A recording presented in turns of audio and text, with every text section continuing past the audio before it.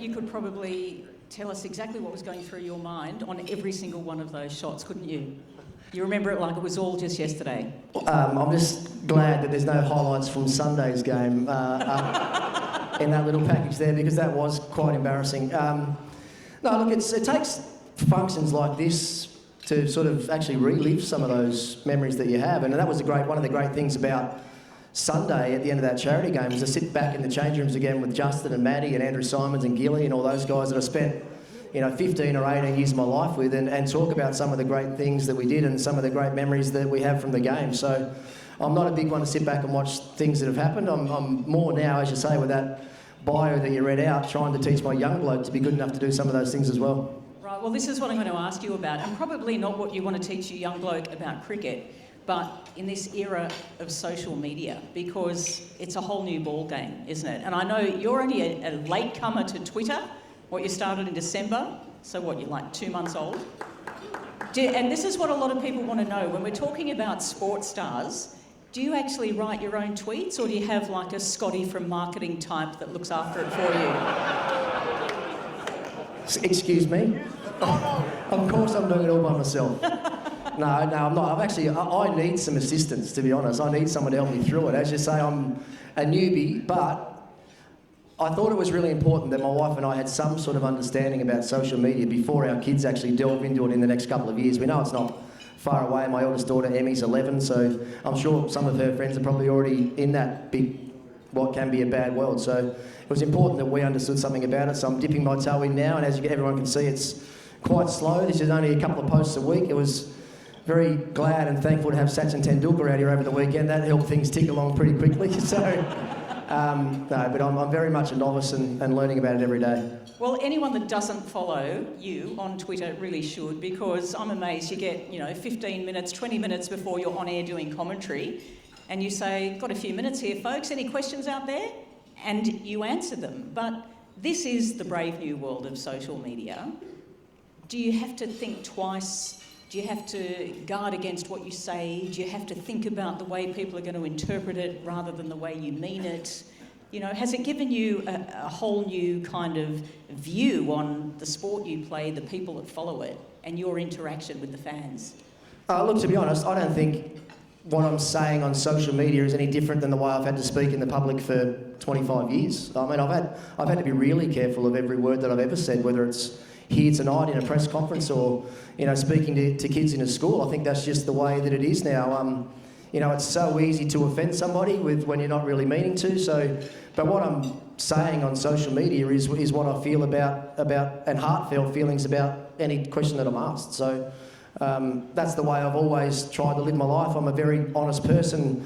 I think all my teammates would say that, and anyone that I've interacted with over the years would say the same thing. But I think it's probably taken me to have retired from cricket and stepped down out of that really public role that I had as Australian cricket captain to be able to open up a little bit more and let people know a bit more about me. I was very guarded as an Australian player. I was very guarded as the Australian captain because I didn't particularly want, and this has probably come across in the wrong way, but I didn't particularly want the public to know that much about our team. But there was a lot of mystique about the Australian cricket team. There's a lot of mystique about what happened in the change rooms of the Australian cricket team, and I found myself a guardian to that and a guardian to the players, almost like a father figure to the players, where I wasn't going to let anybody know anything about my players that they didn't need to know.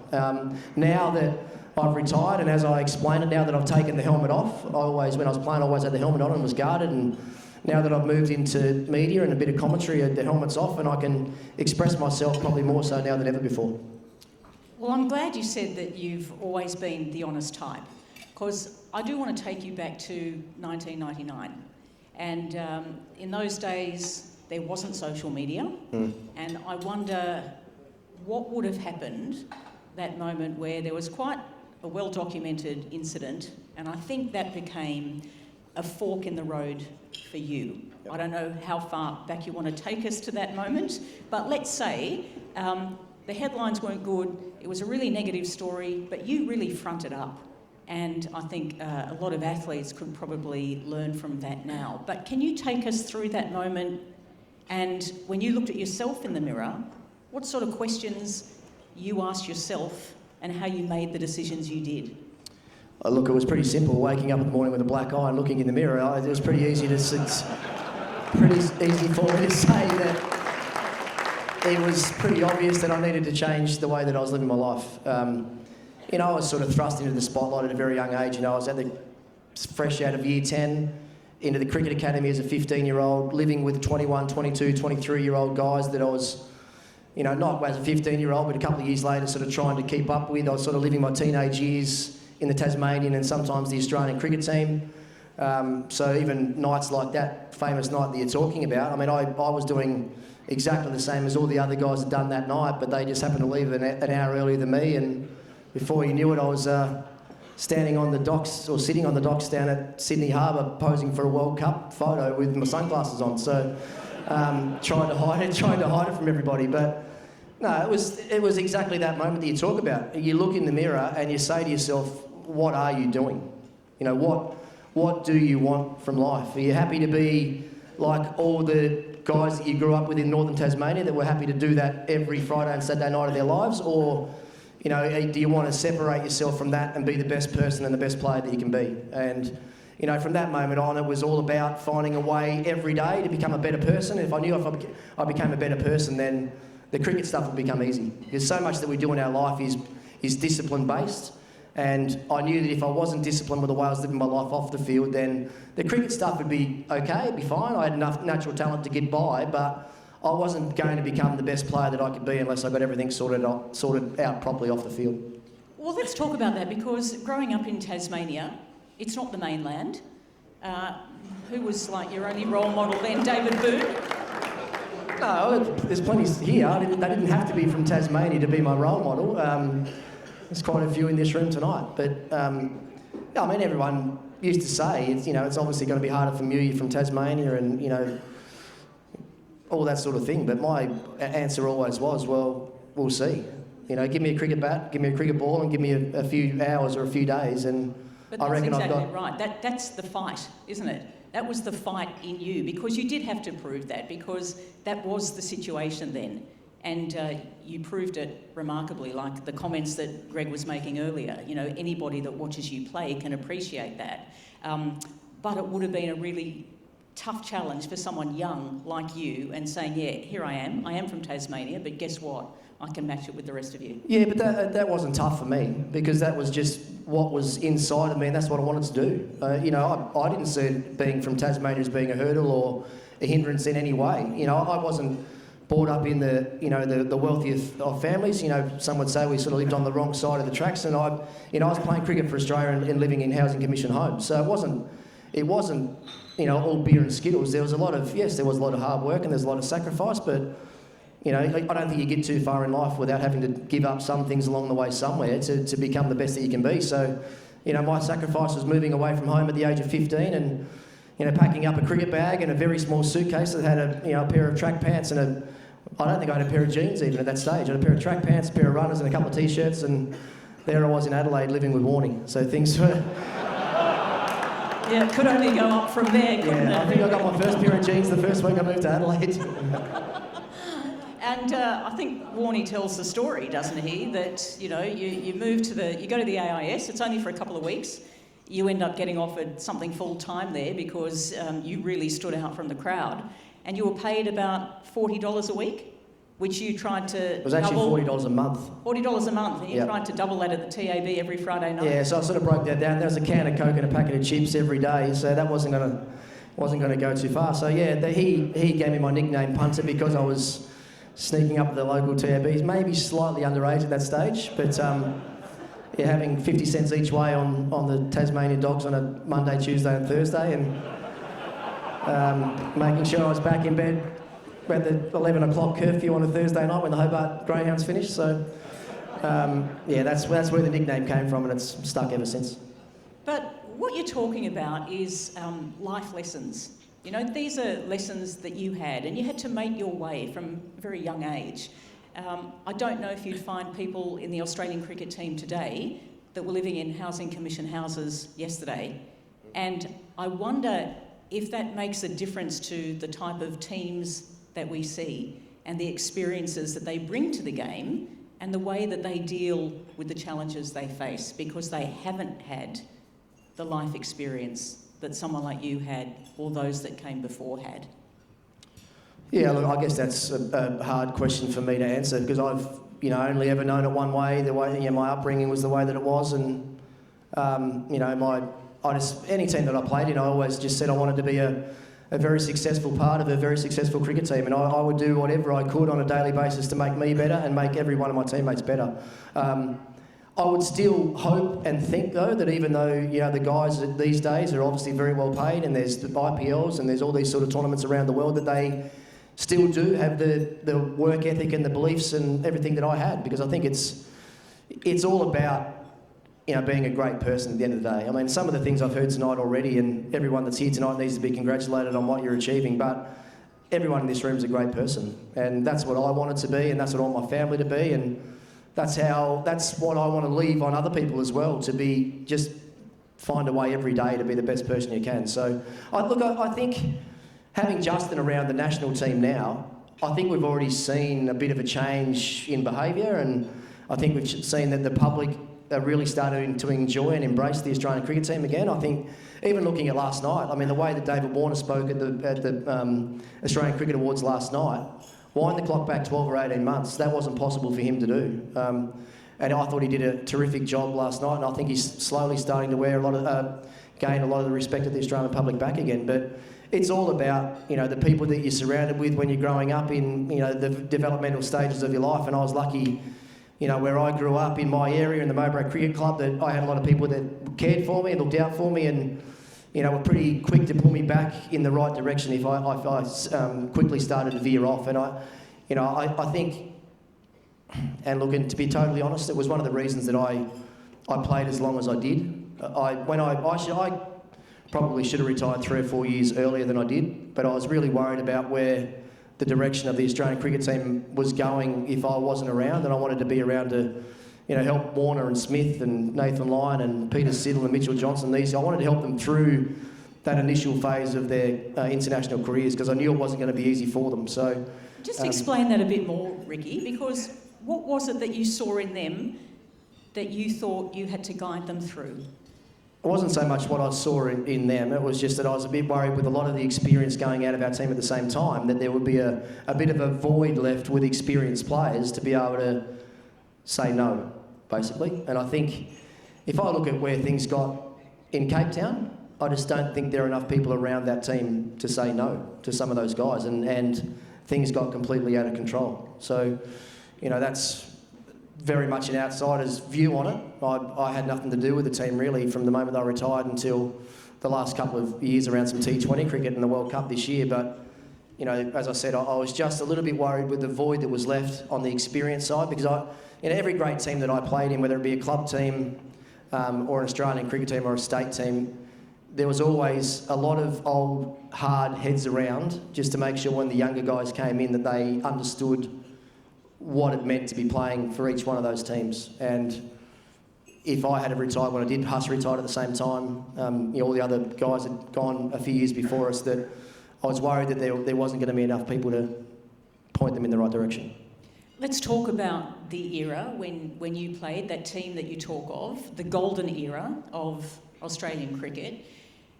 Was it one of those magical moments, I suppose, when everything is right? The personalities blend, you've got a variety of experience, you've got people that think different ways, but together it creates something special, not to mention the individual talent that you all had.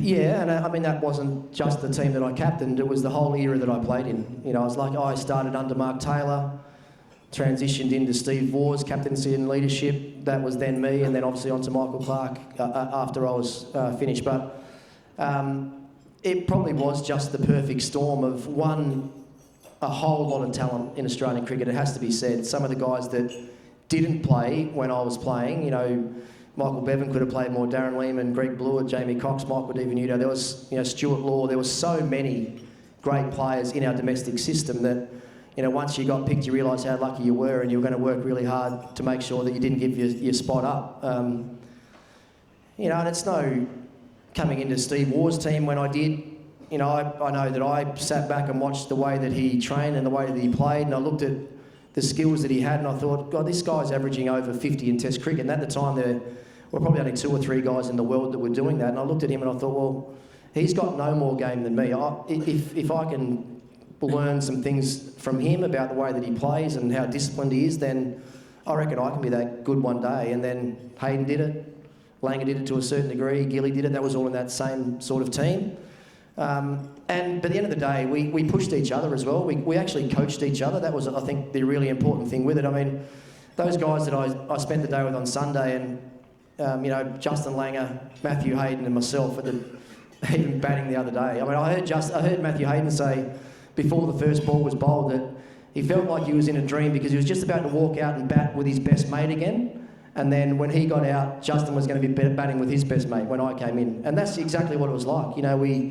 We spent so long together on the road, going through the highs and the lows, and what you do when you spend so much time away from home. You know each other inside out, and when you're out in the middle, you actually become your own coaches. And when you're so close like that, you're like, it is like a brotherhood, and you're just not going to let each other down. And I think we had that right the way through our team, along with a lot of skill, and we trusted each other immensely. And I think that was the thing that the great teams that I played in, we got ourselves in as much trouble in games as any other team that's ever played the game, but we'd had someone would just say, hang on, this game's slipping away, I'm going to put my hand up, I'm going to do something to change the way this game's going.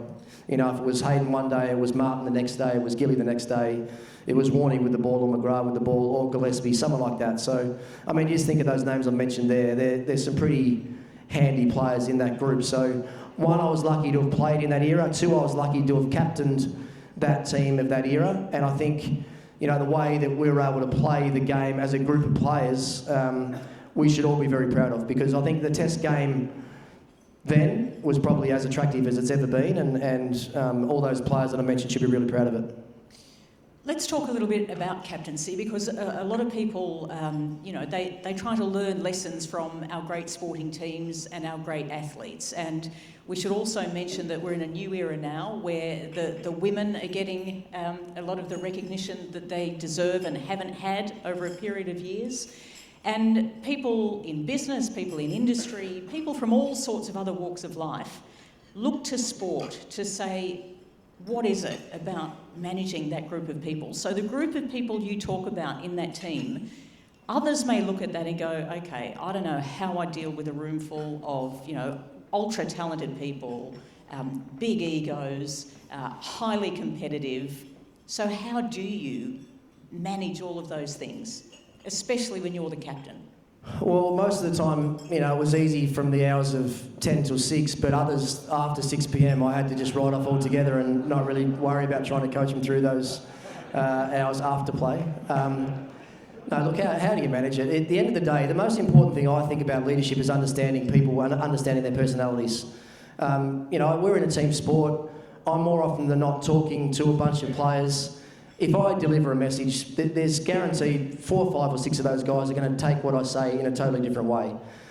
So for me, it was about spending as much time as I could with the individual, learning about them as people, about their family, about their background, and what their likes and dislikes are, what makes them tick and what makes them angry.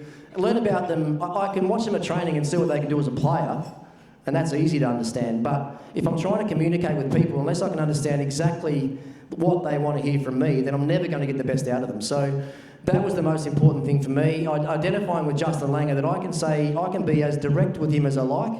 I can kick him in the backside every day, and I know if I do, the next day at training, he's going to work harder than ever, he's going to hit more balls, and when game day comes around, he'll run through a brick wall for me to do that.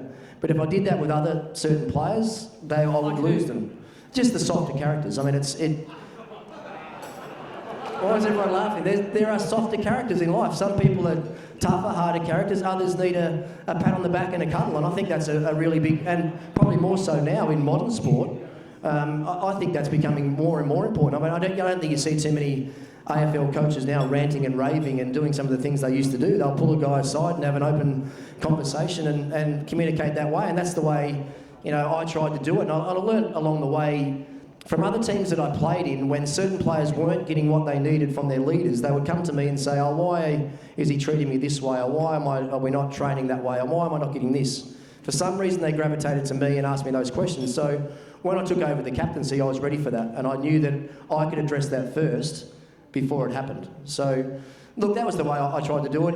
Everyone that I've ever heard talk about leadership talks about communication being the most important thing. Well, if you don't know how to communicate well, and on a one-on-one basis, how on earth can you get the best out of your players? Well, Roland Perry's book, Captain Australia, it's a history of the celebrated captains of the Australian Test cricket team, which gives insights pretty much into every captain up until you. He says that every captain has been an individual, but they have one thing in common, and they are people of exceptional character. Would you agree with that? Every captain up until me, is that what you said? So am I included in that or not? I think you just wrote the book before you came along. Right. Well, I only played under 3. I only played under Taylor, 2, and Gilly for a couple of games. So, look, you would like to think that that's the main reason that they selected for that job at the end of the day, and that's one... So when you found out you were going to be captain, did you know what was coming? I had a pretty good idea, yeah. I'm a watcher. That's how I learn. I watch and I listen.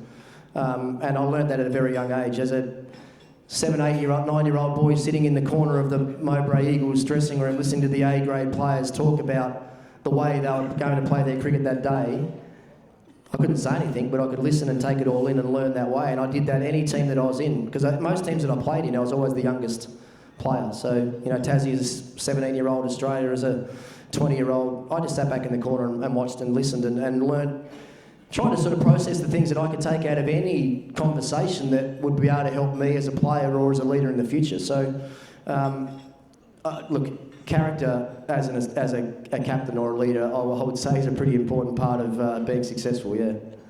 So tell us about the first Test match that you captained and that sense of responsibility the night before. Couldn't get enough, honestly. The best thing that happened in my playing career was I started in the Test team batting at number 6. My first Test was at number 5. Steve Waugh came back in. I got shuffled down to number 6. And to be totally honest, the first 3, I don't know how long I batted there for, 3, 4 or 5 years of my Test career as a number 6 batsman, I didn't feel valued in the team. I was batting down there. I was batting with the tail more often than not, and I felt I wasn't valued. And then I got a chance to bat up at number 3. All the responsibility in the world. Everyone talked about number 3 being, you know, the most pivotal, the most important position in the batting order. Once that happened, I'm here. I'm in the Australian team. I'm in the biggest role, and I'm going to grab it. And I want it. That's what I want. I never aspired to be the Australian captain. I never went to bed at all thinking about one day wanting to be the Australian captain. But I thought about leadership, and then getting the chance at number 3 when that opportunity came. I captained the one-day team first, so I had a good run in before I became the Test match captain, but I couldn't get enough, I couldn't wait, I wanted it to be my team. I knew I had a good team. We were playing in Sri Lanka, a hard place to win, and we won 3-0 in that series, so things got off to a really good start, thankfully, because it could have gone. So all the players that I had there for that tour, I obviously have them to thank. I was stepping into Steve Waugh's shoes that were pretty big shoes to fill. You know, if we hadn't have won that series and those boys hadn't played that well, then you know, things could have been totally different for me, but honestly, I lapped up every minute of it, every moment of it. I gave it everything that I had. I tried to be the best leader that I could be for everyone that came into that team, and we tried to play a brand of cricket that everyone was going to enjoy. So, look, walking away from it when I did, I had no regrets about anything I did as the Australian cricket captain, because at the end of the day, I did what I thought was right at the time, and, you know, sometimes you win and sometimes you lose, and thankfully, you know, right through my career, we won a lot more than we lost. When we look at sport now, we've spoken about how different a world it is, but what do you see as the benefit of sport in giving those bigger lessons in life, and what athletes can do now? I know you have your own foundation, you know, the work that's being done at the Chappell Foundation with the Chappell brothers. Even when we saw Nick Kyrgios, the head of the Australian Open, say, okay, every ace I hit, I'm going to give a couple of $100 to bushfire relief. And yet at the same time, you've got organisations that are really risk averse and really worry about what athletes might say or do, or stances that they might take. What do you see is the role of elite athletes in today's world? Not just here in Australia, but when you've got a global name and it has ramifications internationally. Look, I'll start with the cricket family first, because I think there are a lot of cricketers out there. And I think Sunday's a really good example of the power of the cricket family, if you like. Tonight's a great example of that. Pete Lawler asked me a couple of months ago if I'd come and be here tonight and speak at this. Pete's a great mate of mine. He's helped me out on numerous things. I couldn't say yes quick enough. Greg's done the same with me. We had a golf day in Melbourne a few months ago. He got asked to come and play. He got asked to speak. We just look after each other. We look out for each other, and we want to be able to give back and help out each other where we can. I think that's a really underestimated, underspoken about, underrated aspect, I think, of cricket. And I'm talking about cricket first. But then you look at what the other codes have been able to do through the last few months with the bushfire relief. It is remarkable. And, we started our own foundation, Brianna and I, 10 years ago. And when we started it, people said to me, look, why would you do that? Why would you go out on your own and start your own foundation and try and compete against some of these other huge foundations in Australia? And my answer to them straight away is, why wouldn't I? I can. I'm lucky enough. I know enough people. I've got great corporate support. I can make a difference. If it's to one family a year, if it's to 200 families a year with what we do and what we donate, then why wouldn't I do that? That's the response that I have. And I think if more people, and this is sports people and just people in general, if more people look at themselves that way and say, why wouldn't I, rather than why would I want to do that, then I think the world would be a lot better place. But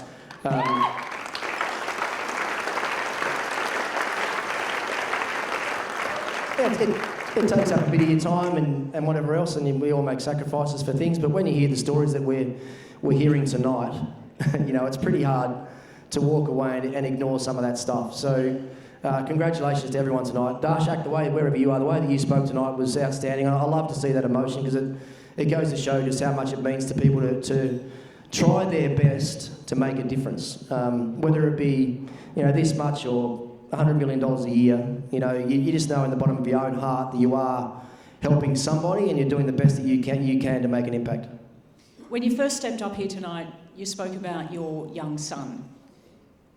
When you look at him, you look at his eyes, or through his eyes, and the experiences he's having in the world he's occupying today.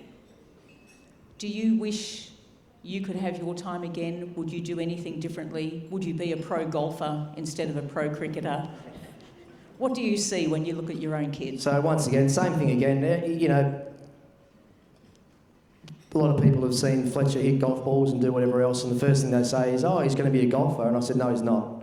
He's going to play team sport first. He's going to learn what it's like to be in a team, and that's the way he's going to grow up. That's the way all my kids are going to grow up that way. My eldest daughter, Emmy's playing netball now first. She loves tennis, but she's playing netball first to get an idea of what it's like to be in a team and commit to training and be there on time and cut the oranges and take the uniforms home and wash them and bring them back the next weekend.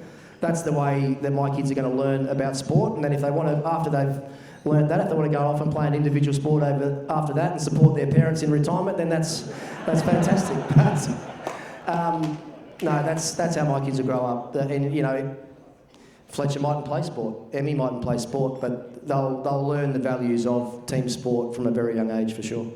So I just want to check, did you ever take home the team jumpers and wash them all and take them back the next week? Because what I've heard is that you don't even know how to pick your own jumper off the floor. You've done your research, haven't you? You've spoken to my wife. Well, I've lived in a hotel for 30 years, so someone's normally picked them up behind me the whole time. No, as a junior, of course I did. As a, under 13s, under 15s football, it was probably up. Well, my dad was the coach of a lot of our junior teams, and we were taking the jumpers home more often than not. So, done plenty of that in my time. Ladies and gentlemen, would you please thank husband, father, commentator, coach, and former Australian cricket captain Ricky Ponting. Thank you. Thanks. Thanks a lot.